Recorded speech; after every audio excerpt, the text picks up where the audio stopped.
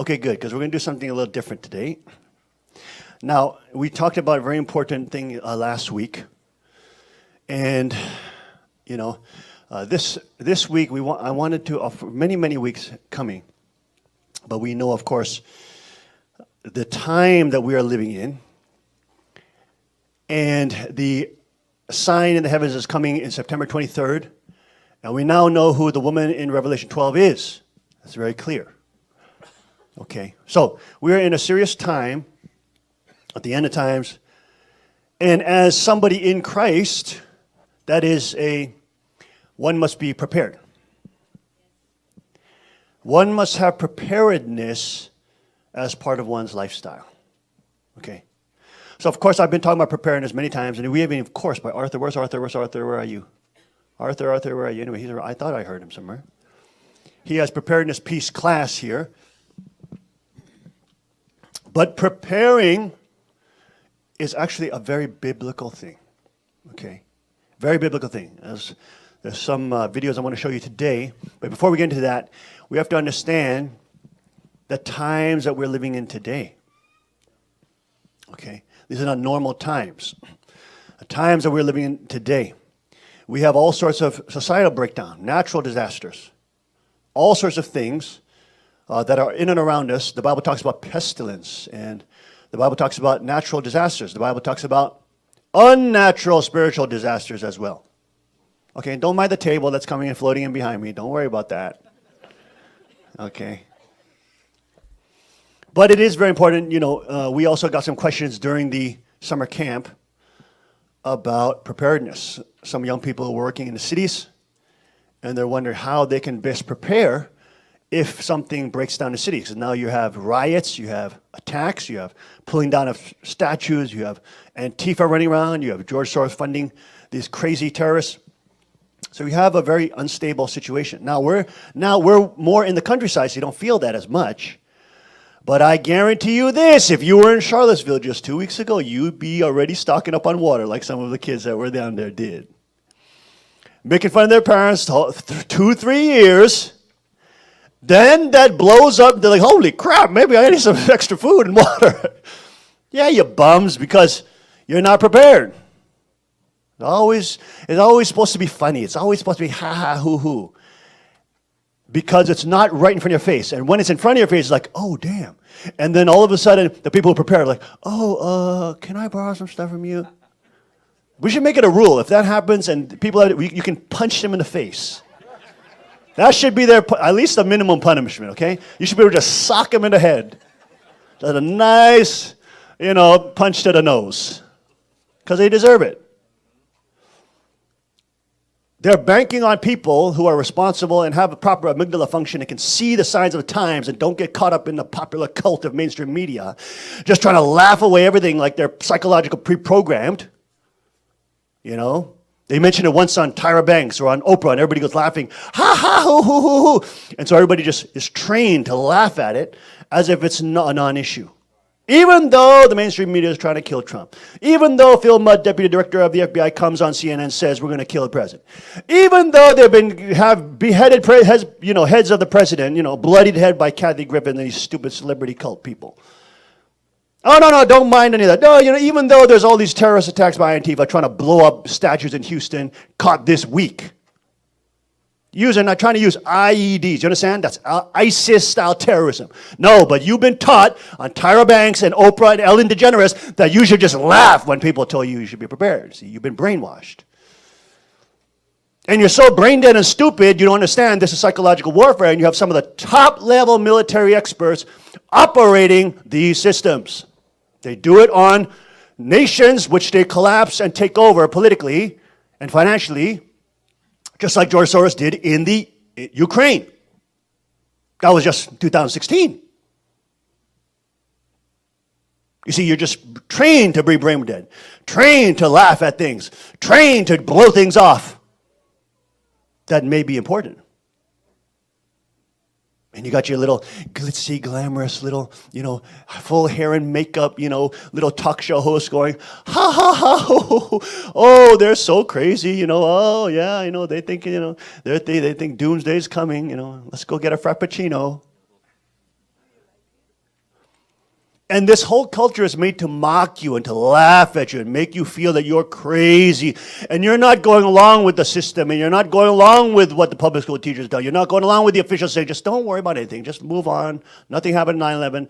Nothing happened in other things. Nobody's trying to kill the president. There's no D-state. No. George Soros is not funding any of Hillary Clinton's operations. Hillary Foundation, what is it? The Clinton Foundation doesn't steal 93% of their money from Haitian people that they raise for Haitian people. No, the U.S. doesn't run the Afghanistan poppy fields. No, we were supposed to go into war with Iraq and Afghanistan after 9/11, even though 16 of the hijackers were Saudi Arabian. Don't pay attention to any of that. Don't pay attention to that. That's all craziness, okay? Just have your Frappuccino, have your milk latte, enjoy your life, look at your iPad. You're meant to be brain dead, to not have any proper functioning amygdala, which alerts you to predators. So, we have to understand that being prepared, of course, now there's hundreds of thousands of people now preparing because people are reading the signs of times. They have some discernment, some level of spiritual discernment, some level of spiritual wisdom, so they can realize, maybe what the politicians are telling me are not true. Maybe these guys they're telling me whatever we want to hear so they can stay in their political positions. They tried to say it was Russia with Trump. Everything Russia. His coffee is Russian. All right, his car is Russian. His mechanic is Russian. His maid is Russian. Everybody's Russia. Vladimir Putin sleeps in his bed with him and Melania, okay? We heard all that craziness. Just ridiculous. All day, all CNN, NBC talking about Russia. And now it's failed. Now they've done studies, 6 to 7% of the U.S. population believes the stupid Russia stuff. So like nobody believes it. So now they moved on, he's a racist. Now CNN's on news saying, anybody who voted for Trump is a white supremacist, even though you're not white. Crazy. Everything doesn't work. Everything they've tried failed, including their whole party, the Democrat, Progressive, Liberal, Lunatic, Communist Party. And the Rhino Republicans who ally with them to sell out America to foreign powers. Totally wicked people. And you have a small remnant of Americans, black, white, Asian, doesn't matter, who are starting to say, hey, we don't want this all sold out to foreign powers. We don't want to be taken over. Sure, America's not perfect.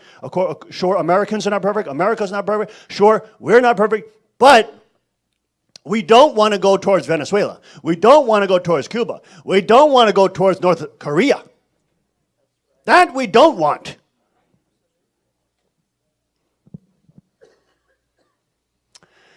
So you have so much insanity going on. But being prepared is a very important thing. And we have to understand that this is a very biblical thing. I'm going to show you a video just in a bit by Pastor Jason Hunt, who wrote a wonderful book about the end times Christian. And how God calls us to be prepared at the end times with a particular mission. Okay. Now, even when we look at biblical history, God calls on his prophets to be prepared. Did you know that Noah was a doomsday prepper? Noah was literally a doomsday prepper.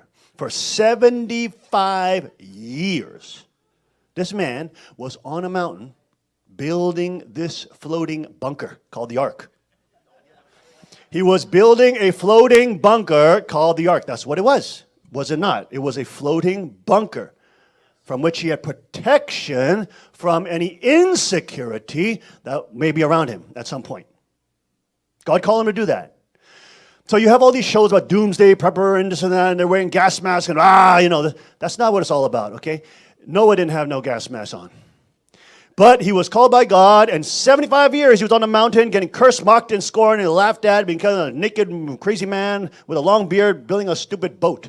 What is that idiot doing on the mountain building a boat? Ha, ha, ha. We call it an ark, but we forget the nature of it. It's basically, it's a bunker. It's a security bunker which will protect him and his family, by the way, from the elements, and it's going to float around because God told him he's going to make it rain. Now, in that whole episode, God also, the Bible says, that the people were not used to it raining that heavy because most of the water was from the ground or from aquifers, etc. But when the rains came, then the people said, oh, shoot, there's a lot of rain. What's going on? There's a lot of, water level rising. Shoot, it's going. We got to move up the mountain. Da, da, da, da. And then all of a sudden they see crazy Noah.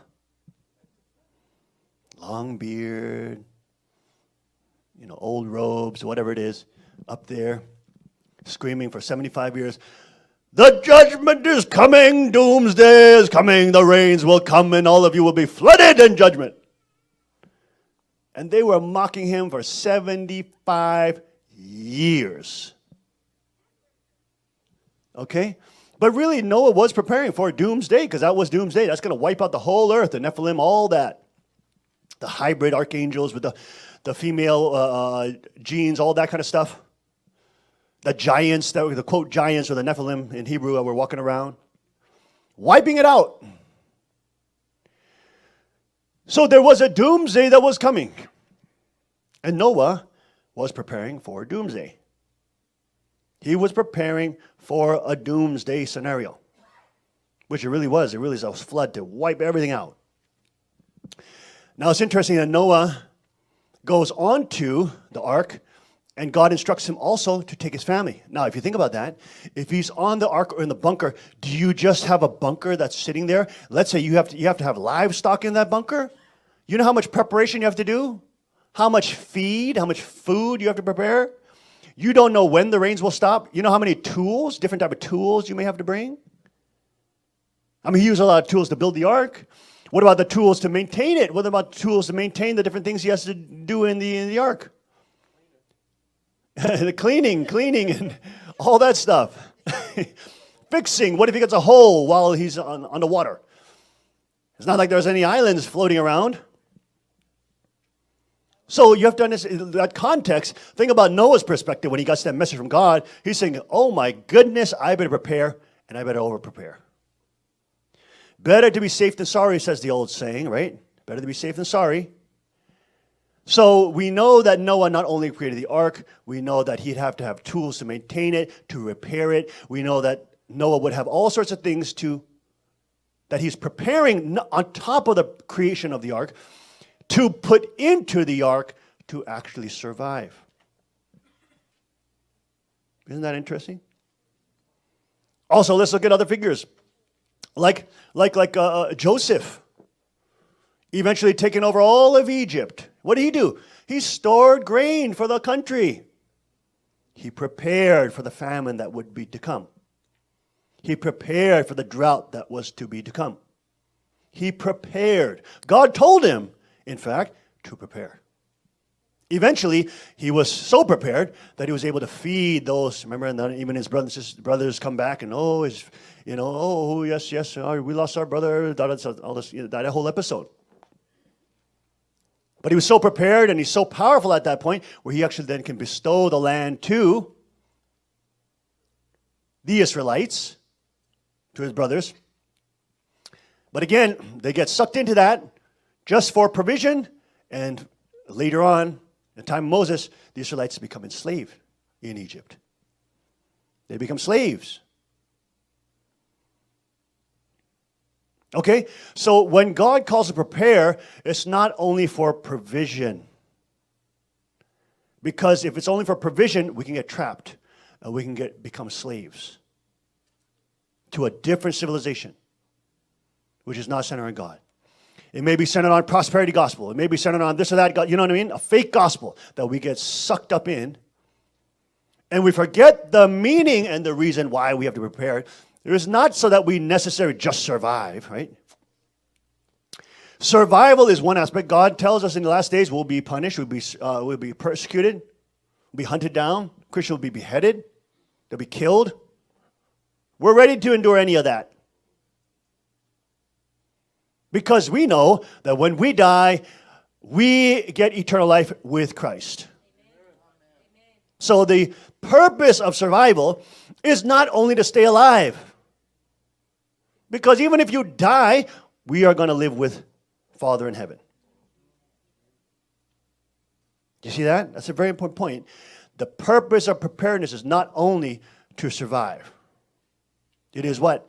To be a blessing. Be a blessing in these travailing times.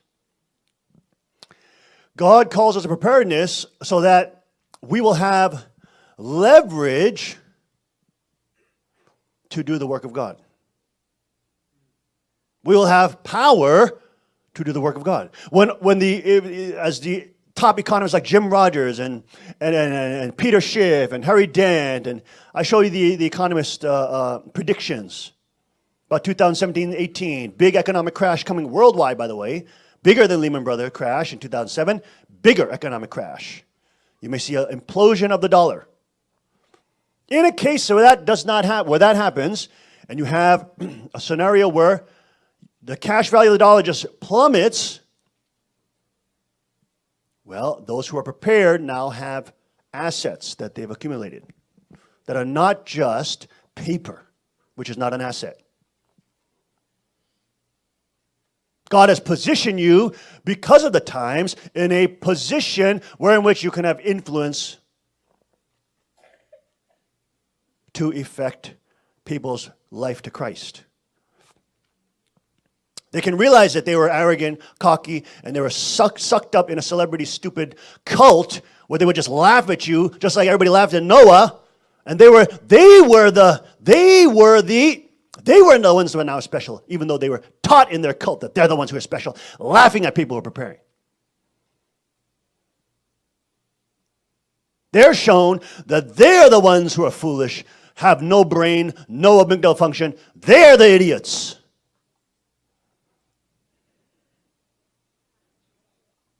Oh, they're laughing, oh, they're mocking, oh, they're hee-hee-hee-hoo-hoo. Oh, you crazy, Mom, you're crazy, Daniel. All this stuff gets flushed right down the toilet when they see it right in front of their face. They're like, oh, crap, dang, this city's blown up. Shoot, I should have extra water here. Shoot, I should have extra food here. Hey, I should have a knife or something. These are pepper sprayers. What do I got in my pockets? What do I got in my pockets? You see what I'm saying? Proverbs warns. Proverbs tells us those who see danger and prepare for it. There are those who do that, and they're the foolish that stand idly by. If you have any financial acumen, or even if you have access to very high-level investors, just ask them if these are stable times. Just ask some of the high-level investors who make hundreds of millions of dollars, if you have access to them. Ask them. You'll see pretty much across the board they're saying, ooh, this is a pretty unstable time. But they want to make you feel like you're in some kind of in-group, even have you worshiping these stupid celebrities, co-hosts, make you feel like you're powerful because you're living vicariously through these stupid hair and makeup Hollywood actors who are reading off teleprompters and giving you literally CIA messages.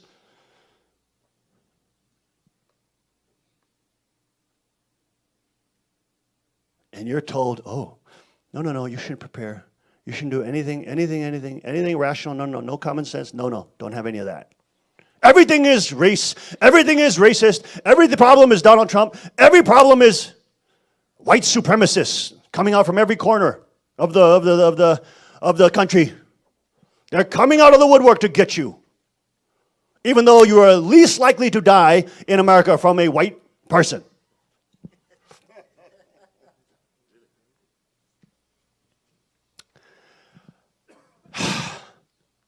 So, when you look at providential history, God does tell his people to be prepared.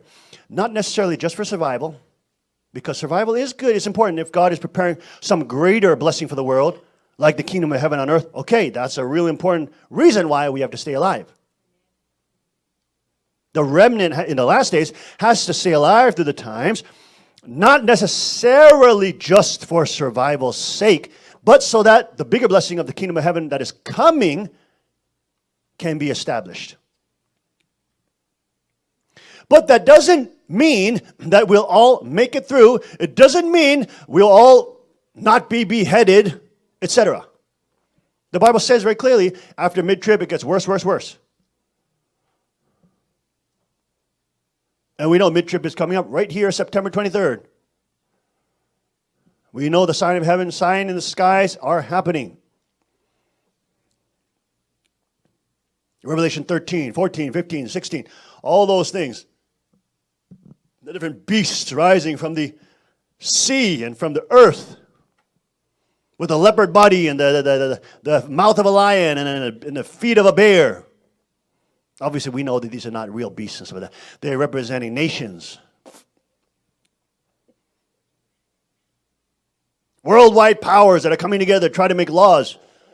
The mark of the beast, that's talking about Revelation 13. That's coming that will forbid you to buy and sell and influence the way you buy and sell if you don't take it in your hand or your forehead.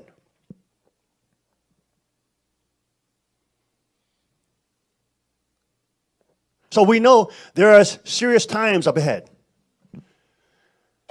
The Bible warns very clearly after mid-trib, more persecution, more instability. And you see the way the politics of the day are progressing and moving forward. It's not getting easier. It's not getting better. The nation is not less divided. CNN, MSNBC are every day full steam ahead, full-on warfare, full throttle. Divide the country, kill Trump. Do a coup on a duly elected president. Every day. Now their whole thing is he has Alzheimer's. He has Alzheimer's. Yes, he's not publicly fit to be the President of the United States. Let's use Article 25, Amendment 25, the 25th Amendment of the United States of America to get rid of him. Now they're saying he's got Alzheimer's. Even though it's Nancy Pelosi that has said over 13 times that she believes it's Bush that's running the presidency. Who has Alzheimer's? This is inversion of reality. These people are projecting all the diseases and the decrepitness they have onto Trump. Because he's trying to bring stability back. He's not perfect. He's not the Messiah. But he's trying to stop us being sold out to complete foreign international conglomerate bankers. And to be run literally by the mafia. That's why people of every race, creed, and color are starting to realize and stand up and say, hey, wait a minute. No. These leftist organizations are terrorist organizations. They're trying to blow up stuff. I don't want part of that. That's why you got more people from the African American community that stand up and say, we're not supporting BLM. They're trying to blow stuff up. We're not going to support that. Oh, you got, what's it? MoveOn.org. What is it? Antifa.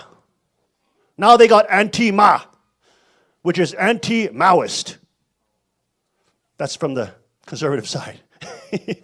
Antifa and Anti-Ma.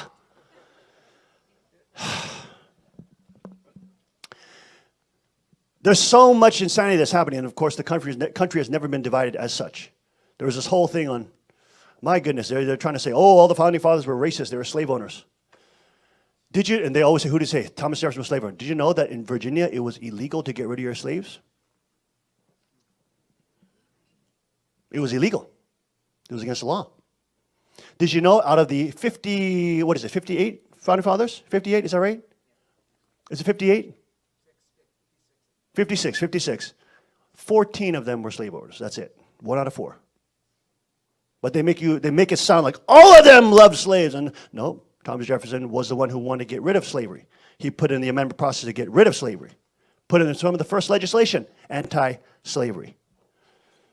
George Washington, in his state of Virginia, also illegal to get rid of the slaves until you die. When he died, he said, I want them freed. And there's this whole scandal about Thomas Jefferson slept with his slaves. I saw a breakdown. I should have showed it today, but I didn't show it today anyways. There's a historian that actually goes through the DNA. And they find that the people that were claiming that they were sons of Thomas Jefferson are sons from his brother, because there's 26 Jeffersons in that county at the time of Thomas Jefferson. 26 different Jeffersons. Okay, so one of them was sleeping with a slave, but that doesn't mean all of them were sleeping with slaves. And when they claimed, the person that claimed in the 80s and 90s, said that I am a descendant of Thomas Jefferson, they did the test, and he was a descendant of the younger brother of Thomas Jefferson, not of Thomas Jefferson. But of course they want to say, it's just still a Jefferson. Because if your brother did something illegal, well, you did it too. Right? So the fact of the matter is, we are in such unbelievably divided times. And now, of course, Europe has been imploding. All that America now is starting to feel the pangs of a country that's divided. Clear ideologies that are from many different names, but are clearly on political Satanism side, versus those who are not all perfect, they're not all saints, but they're standing up for sovereignty, for self-determination and human freedom. And like I said, they're not all perfect. Sometimes you got minor Yiannopoulos, you know. Clearly not living in Christian principles and Christian under Christ. I mean, even though he says he's Catholic, because he's openly gay. Okay, but he's still on the fight against totalitarianism, authoritarianism, and imploding the country to be like Venezuela, North Korea, you name it. Hardcore progressivism, which means communism, or some variant form thereof. Same stuff. So we are in extremely vicious times, dangerous times. And just like we said 4 years ago, even about Korea, you can see what's happening in the East Asia. Collapsing, just completely collapsing. Being completely turned over to some of the most radical leftists in Korea. The South Korean government is being turned over. Moon Jae-in has appointed some of the most radical leftists to be head of the government in South Korea. Now, when we told the heretics that 4 years ago, and we told the Han Mother that, they all laughed at us and said, you're crazy, ha ha ha. The blessing of Han Mother's here and it's going to be prosperous and glorious. Within 3 years, their country was already, what is that? Not usurping, getting rid of the president. What is that? What's that formal word for impeaching the president. Korea's total upheaval. Any of the foundation that we had working with the top elites there, totally destroyed, sold out to the commies, and now taken over by the left, by the Red Guard. And we were there clearly as true fathers, Cain and Abel, with a clear mission to divide the elites. Because you need to divide the elites in order to have an Abel-type revolution. You cannot just have a Bolshevik revolution, or you cannot just have a French revolution and hope that it's going to turn out good, because it never does. It always turns out with another dictatorship. It sits right on top. You have to break up the elite, and the elite have to wage war on each other. There has to be an Abel side, God side elite, and an evil side elite. And the God side has to wage war on the evil side, and then the people can gather around the God side elite because they have resources, they have infrastructure, they have whatever, to wage a battle. And that's, of course, what you have with the Founding Fathers. They were all elites, but they're fighting against the British elites and the European elites and saying, no, we're not going to do that. No, we're not going to make slavery here. I mean, in that economic fashion that Rothschilds were doing, etc., and then literally trying to create a European Union at that time and also a world governance system. Nope, we don't want to do that. We want sovereignty. Don't tell us what we can do in Pennsylvania and Washington, in Virginia, when you're out there from Britain. We want out of the imperial model. We want our own currency. We want to we want to be able to trade in gold and silver. We want to be able to do our own thing without intervention from you.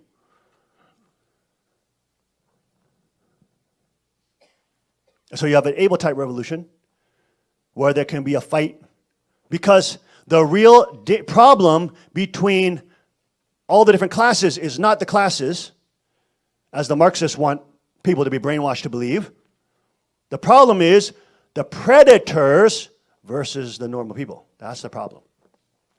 You can have predators that are in the elite group. You can have predators that are in the middle class group. You have predators in a low class group, low economic strata. Doesn't matter. You can have predators in any strata.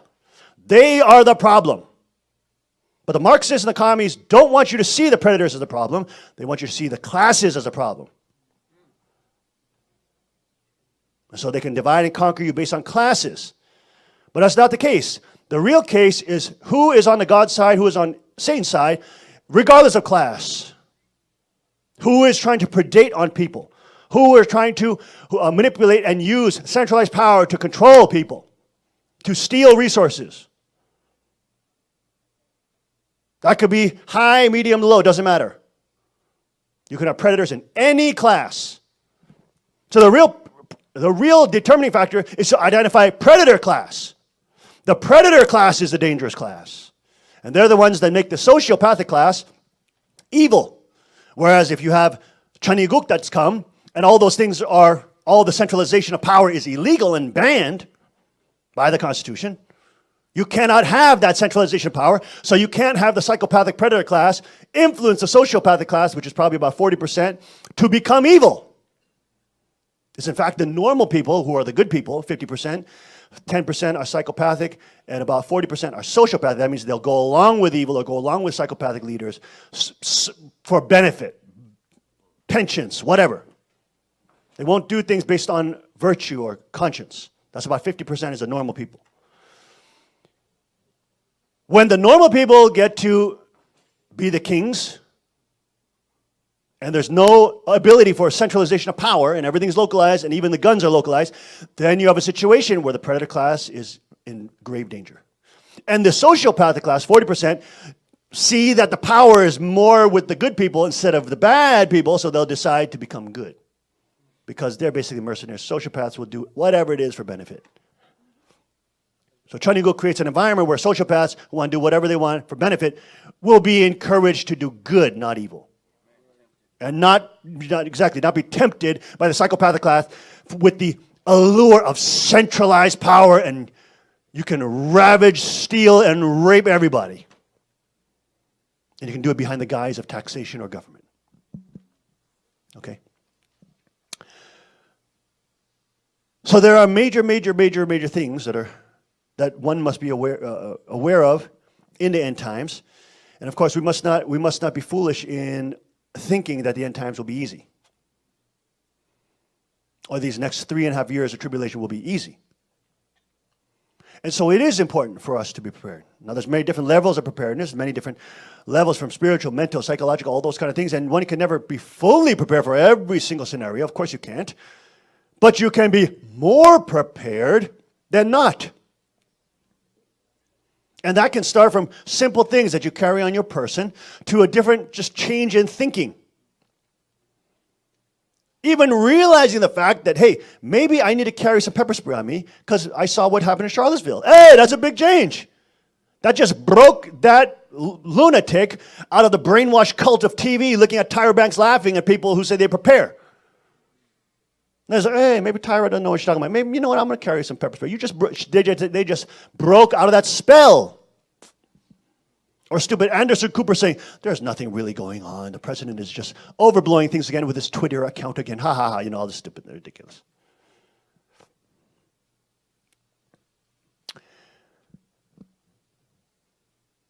The point is, preparedness is biblical. God's people are always called to be prepared, not necessarily so we can just survive through times, but so that we can do God's will when He needs us to do it. We can do our 5% in preparing because when He needs us to do something, we'll have the means by which to do it. We'll have some skill set or we'll have some resource that can be utilized by God to help His providence move forward.